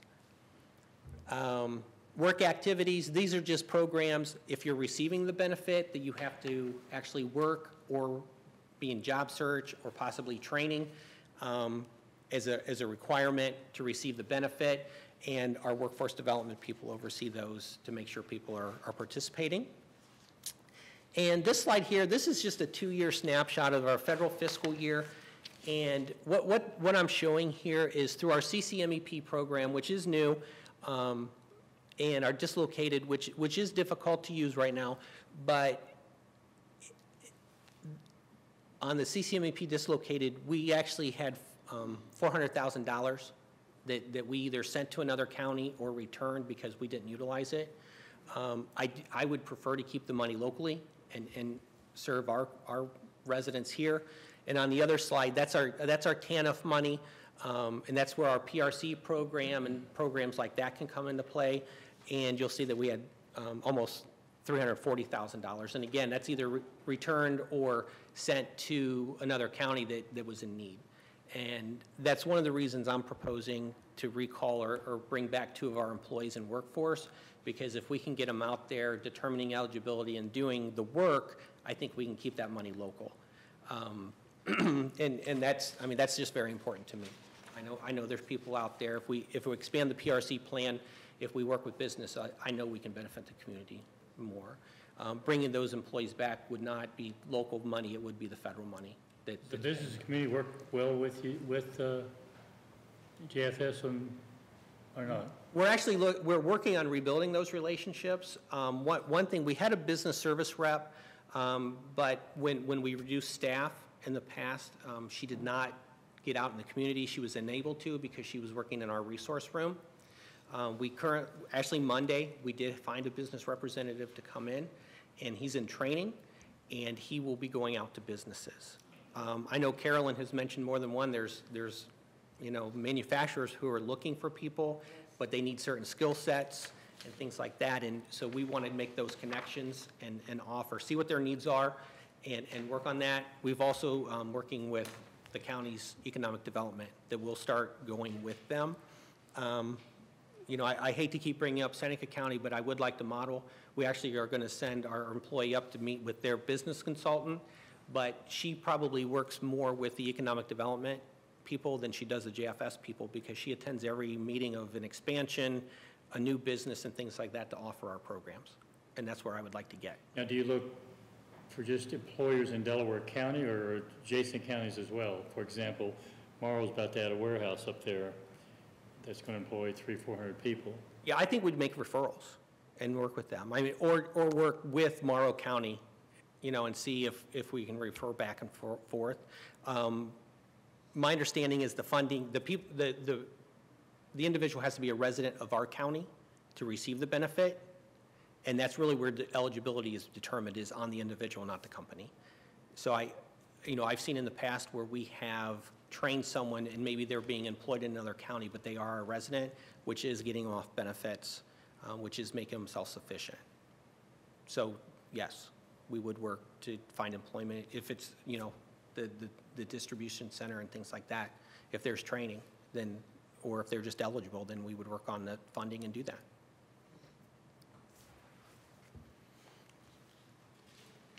So I guess this is just my summary. So our requests and goals for 2019, we received the $1 million for children's services and $400,000 in 18 for PA. We have an additional $1 million, taking that to that $2 million. And the reason for that is increased placement needs and also to stabilize our cash, as we mentioned earlier, and increasing the workforce development staff by 2 employees. And that would not require local funds. We would just use the funding we have to open up those services. Then the goals moving forward is maximizing our federal and state allocations, and that was kind of that last slide of some of the CCMEP and TANF, and I don't even know how many allocations. We get a lot of small pots, but we also get some large ones, and just working all of those to do it. Proactively manage our allocations and reducing ceiling excesses. It's very difficult not to, just because they've kind of siloed our money and it's used for specific purposes. In the good old days, we used to be able to take money back and forth, but they've put a lot of restrictions on that, so we have to kind of be more proactive on our RMS hits and just how we're spending our funds. Evaluate agency structure and move forward with that. We're going to continue to develop our business and community partnerships, and that's kind of the business service representative, and then also working with our other providers, our service providers in children's services. Reviewing agency policies and procedures, and researching performance-based incentives. I know that has been mentioned in the past to see if there's something we can do there. And then we did receive the Ohio START, so implementation of the Ohio START grant.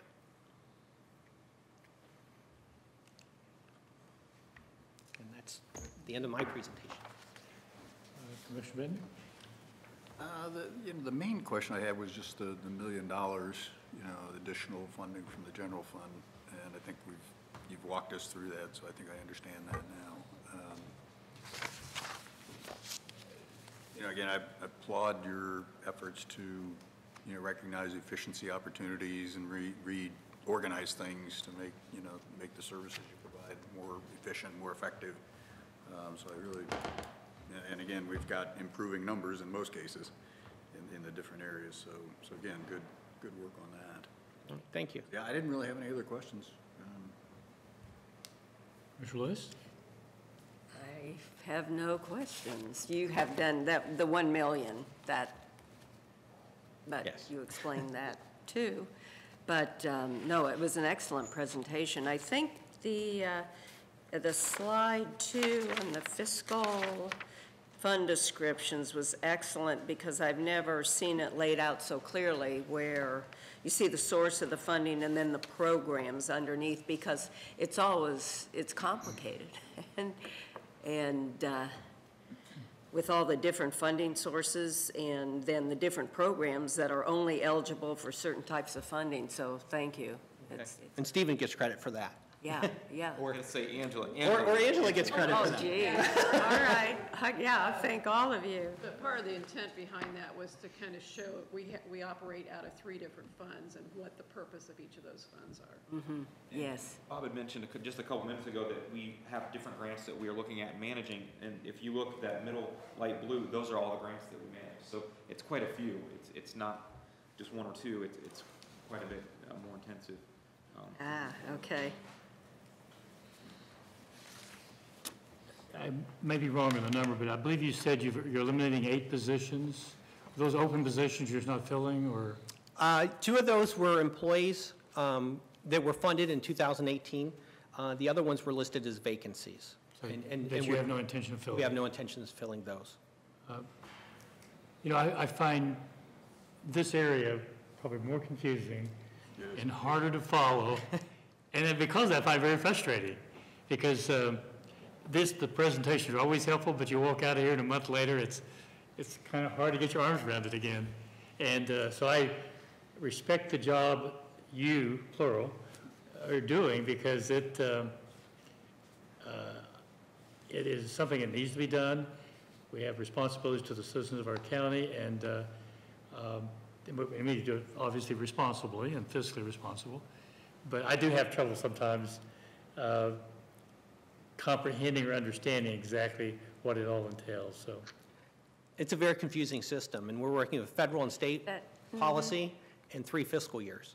And so it becomes very cumbersome. And I give Angela and Stephen a lot of credit. They hung in here with me. I was asking a lot of questions as we prepared this.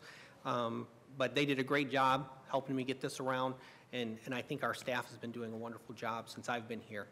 And I commend them. And I'm going to guess the bureaucracy you're required to work under probably has inefficiencies associated with it. I'm going to guess you find that frustrating. Yes, yes. And if I knew more about it, I'd find it frustrating. But I really admire and respect the job you guys do. And are there any more questions? No. Then I'm going to ask the question I asked, you have any questions for us? I wasn't prepared for that. I don't think so. I don't know if you guys, I know a couple times I've gotten referrals from the Commissioner's office that we've addressed, but I don't know if you hear things from the community, from business side to our clients, of any areas that they would like to see improvement or services offered. I never hear job well done. I'll hear occasionally about I Someone didn't not get this, I didn't receiving, get yes. that, they're not doing this or doing that, so. Yeah, on the job front, I hear consistently from businesses that they need workers. Yeah. Trained workers will show up and, work. And I know you're working on that, so. And that's something, we did fill this position. Moving forward, and I don't know if that's a 2019 or after, is bringing someone in kind of with more of the economic development. Currently, it was very hard to find someone to fill the position because it's in our pay scale in the $14.50 range. And I will say that's very low for someone doing that kind of work. And we're sending someone out that's discussing issues with CEOs and human resources professionals and bigger companies. I will say Seneca County, we pay probably 3 times as much as we do here for our business consultant. But she's also been doing it for 25 years, and she's very good. And I would love to be able to get there, that we have someone that can go out and do the paperwork and walk companies through that and find them the employees. I like the idea of working with economic development, too. Yes. That makes a lot of sense, because we're out there attracting new companies, we're helping companies expand, so. And I know Carolyn's already gone out with Jenna more than once, so they've already started the process. You've been here 3 months, your observations about Delaware County? Love the community. I can honestly say whenever someone asks me, the collaboration in this county is amazing, and I've never witnessed it before. The services that are provided and just the caring and I don't know, it's just real. It's very amazing to me that the community and the people in this community and the services from the government level and some of the other agencies, more people should want to come here. It's just an amazing community. So, and again, I've thanked you guys before, but I'm so glad that you're giving me the opportunity. Well, I thank you, too, for attending the reentry meetings, and we hear a lot about potential employment opportunities there, and also the need for finding positions for people who are coming out of very difficult situations. And thanks for your participation, too, and stepping up. And that cooperation that you're speaking of is I found so true. With stepping up with reentry, where everyone is collaborating to find solutions and bringing in people too from faith-based communities and open to new ideas and working together. But thank you. Welcome. One of the bureaucracies is Area 7, and Angela sat in the webinar on this, and they had funding, federal money, correct? And it was opiate related and kind of a reentry and jobs, but then they had so many restrictions on the money that many counties aren't participating because it's a dislocated worker. So if you've been in jail, there's specific needs to be dislocated, so they're not going to qualify. And I know John Trott at Area 7, they're working on finding ways around that. And if they do, I told him to call me if they do, because with the reentry program and some of these other things, if we can find a way to use the money here, we want to do that, but right now our hands are tied and we just can't serve the public with the restrictions they put on the money. Well, you get these bureaucrats and they can add all these layers of requirements, which then what it means is less money to go to the people who have the need. Right. And I guess they're well intended, I guess, but I think it ends up not serving well the groups that we all want to serve. So either you have anything you want to add? I guess I really appreciated the effort that Bob put into putting this information together. I think it really does a really good job of describing what we do, and I certainly understand your pain sitting there and trying to understand all of this, because it is very, very, very. It's painful for me. They may both understand it completely, but. No, I don't think I have any questions to ask, but. Okay. No, I just want to say thanks to Angela and Bob for letting me be in this process and be part of it.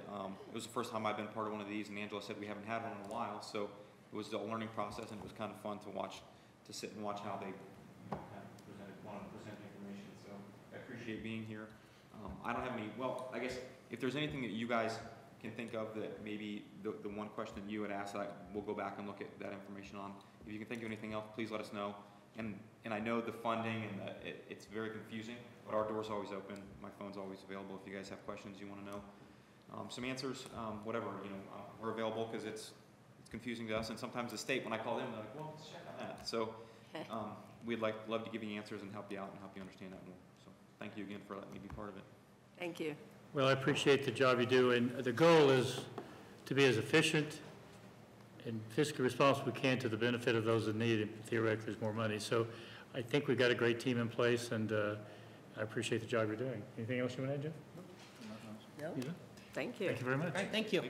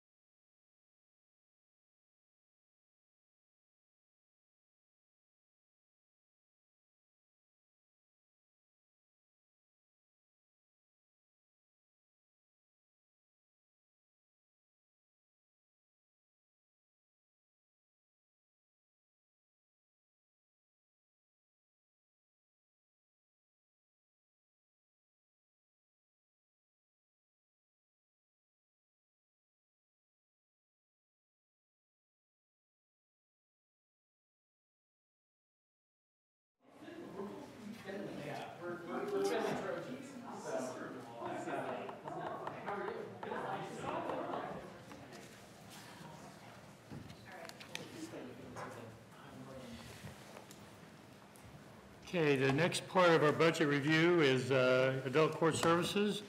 And I don't know, you're in the middle, are you leaving? Yes, I am. So I'll let you make introductions, although I think we know, but for the record, let's make introductions. So, good morning. I'm Kristen Schultz. I'm the court administrator for the General Division of the Common Pleas Court. With me today, I have Joe Perry, who's the Chief Probation Officer for Adult Court Services. Also here is Judge-elect James Shuck. And also we have Kay Baglione, who's the Office Manager for Adult Court Services. You don't get a chair? So today, I guess I would like to just touch on a few areas of both the General Division and Adult Court Services budget that you may have noticed that have increased from prior years. And just want to explain some of the reasons and the needs for those increases.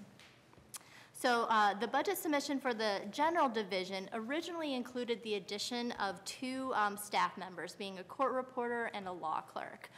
We have since discussed that, and we removed the request for the law clerk. And I believe you should have an email that reflects our total budget being reduced to around $1.4 million. So we'll reassess after next year the need for that law clerk and see where we're at. But at this time, we are still requesting the addition of a staff court reporter. Currently, both Judge Gormley and Judge Fuller have staff court reporters, and in the past, Judge Krieger has contracted out these services. So as noted, I think in our budget narrative, the on-staff court reporter will allow the court reporter to be on-site and ready for any trials or hearings that are scheduled to go on short notice. Oftentimes, we don't know until maybe the morning of whether the trial will be going forward or not. And Judge-elect Shuck would be seeking a court reporter possibly with the capability to provide real-time transcription capabilities. So that would enable him to see on a computer what is being said in real time during the hearings. That would just give him the better opportunity to make the correct decisions and prompt decisions while he's on the bench. Further, the addition of a second on-staff court reporter will allow the court reporters in the General Division to cover for each other. So if one is absent, the other one can cover if a trial is to go forward. Currently, if the court reporter gets sick or is on vacation, we have to reach outside to an outside contractor to cover for that. Finally, if this additional court reporter position is approved, it's our intention that reporter have duties beyond just court reporting for hearings. We'll provide cross-training for that court reporter. It will significantly help improve the workflow in the office. We have a very small staff, and so when one employee is absent, it's a big deal. So having an additional employee to be able to fill in would be very helpful. So now I'm going to turn to the Adult Court Services budget. You will note that there's an increase from last year in the compensation and related benefits. And this is primarily for 4 reasons. And the first 2 reasons you probably know, we have the 3% raise for staff factored in, and then also the addition of health insurance costs. But the 2 that I want to focus on today is the court and adult court services are seeking the addition of a probation officer to supervise the prosecutor's diversion program. I think you heard Carol this morning explain to you a little bit about what that diversion program is, so I won't go into the details on that, but this additional position would help supervise those diversion program people. But essentially, the diversion program provides a defendant who made like a one-time mistake the opportunity to start over and not have these felonies on their records. So currently, our pretrial supervision officer, Lori Sanderson, is assisting the prosecutor's office in supervising those cases. She also, her full-time position is pretrial supervision. So anybody prior to trial that the judges have ordered to be supervised, she's in charge of that. So her caseload right now is between 130 and 140 defendants. So it's a big caseload for her to manage on her own. So really, and so what she's had to do is cap the diversion cases to 15. It's kind of fluctuated a little bit, but 15 is about as much as she can handle with her other caseloads. So what this has resulted in is some defendants who may otherwise be eligible for the program being turned away. And what the judges really want is, if we're having this program in existence, it needs to be available to anybody who meets the criteria, and not being turned away just because we don't have the staffing capabilities. So that's really the reason why we're requesting this additional diversion officer.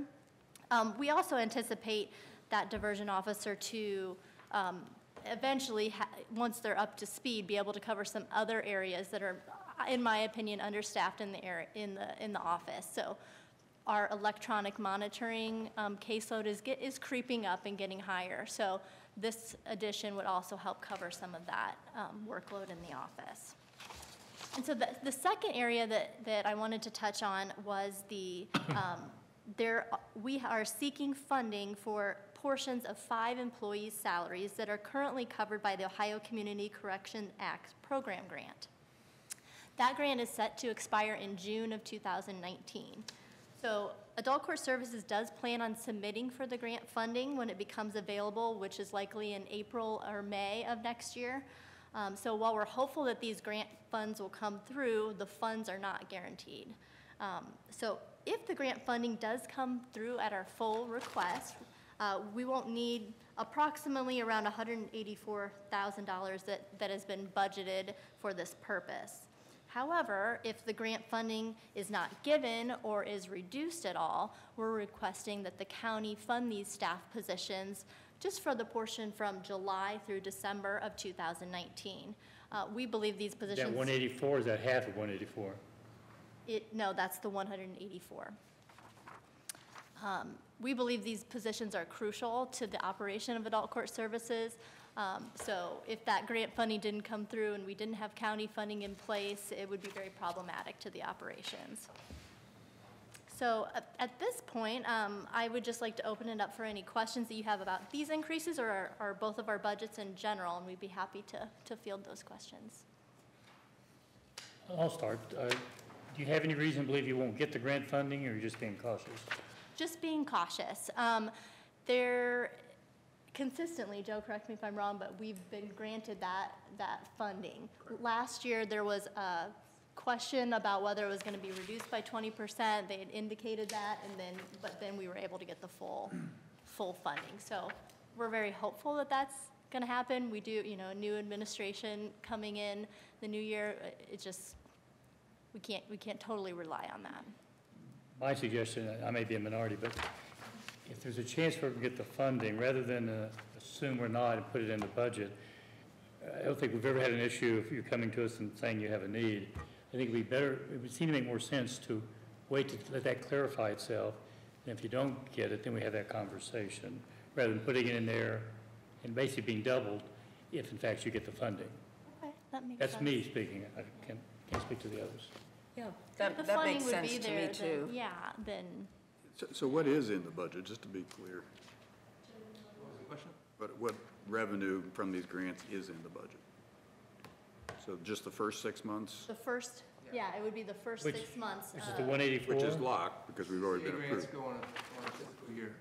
So it's July 1 through June 30. So yeah, this one, and now it used to go in a 1-year cycle now. So June 30th of 2019 is the expiration of the 2-year. Cycle. So if or when it's renewed in April, May, it'll be for 2 years.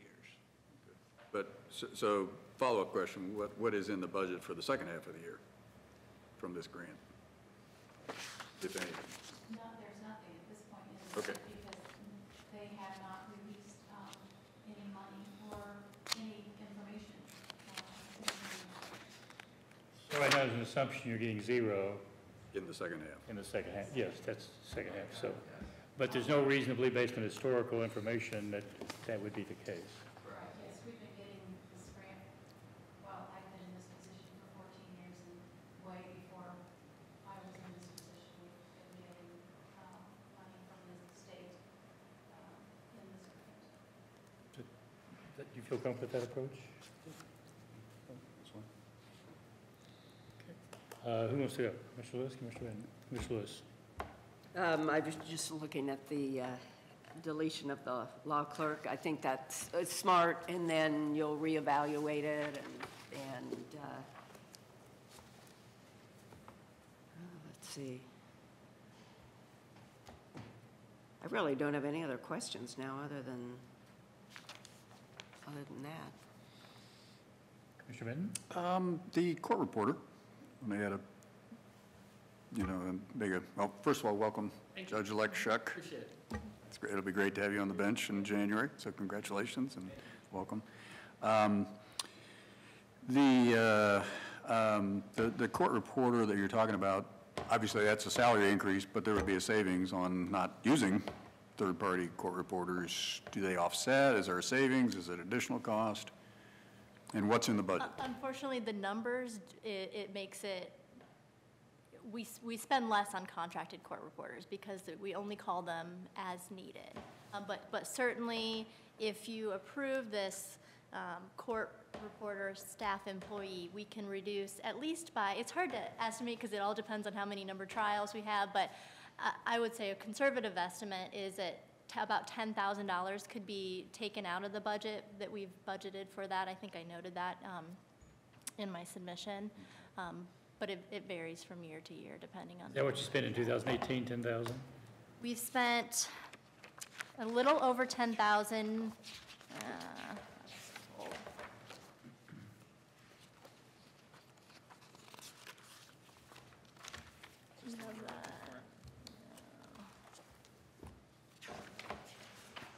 All right.